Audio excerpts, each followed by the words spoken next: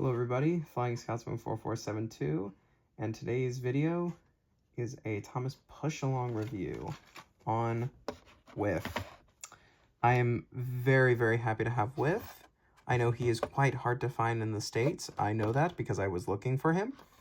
I got him this Christmas and I'm very happy about that. And yeah, just really glad to finally have him. So let's get into it. So his packaging is pretty much the same as everyone else's. You have a little thing up there of him, which he weirdly looks like Emily, but you have a little card back of him right there. And nothing on the back. Pretty bland box, but you can see his model right there in the front, and it says Metal Engine, and you have his name right there. So yeah, not a bad packaging. So let's get him open, and we'll take a look at him. So here is Whiff out of the box, and he looks really nice. I'm very impressed. Mattel did a really good job of capturing Whiff. I think me and a lot of other people were worried that when they announced Whiff would they actually get his wheel configuration correct? And they really did.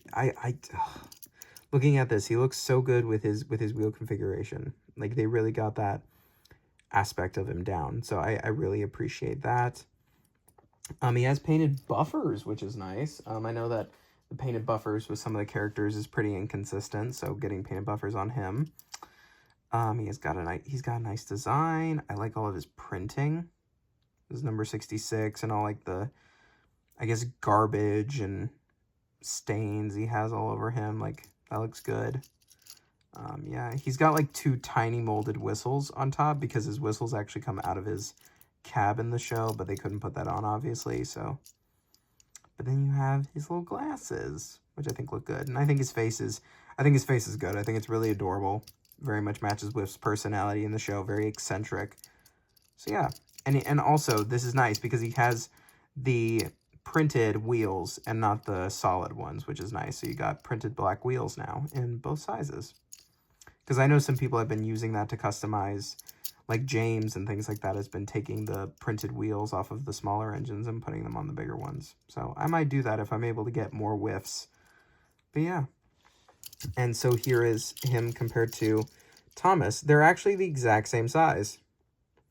Yeah, they look good beside each other. I actually really like this, even though I know Whiff is a bigger engine in the show. I like that they went the smaller route with him. I think it looks fine.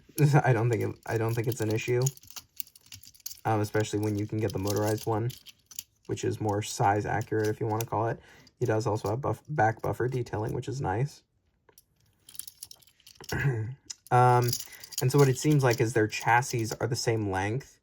They're just made differently. So he has one bigger wheel instead of one of the smaller wheels, or three of the smaller wheels instead of one of the bigger, or two more of the bigger wheels. So yeah, I think they did a really good job with Whiff. Again, like, I like all of his printing. His lines look really good. His dome, a nice separately fitted piece. I like how they're doing a lot more of the separately fitted pieces on these die casts.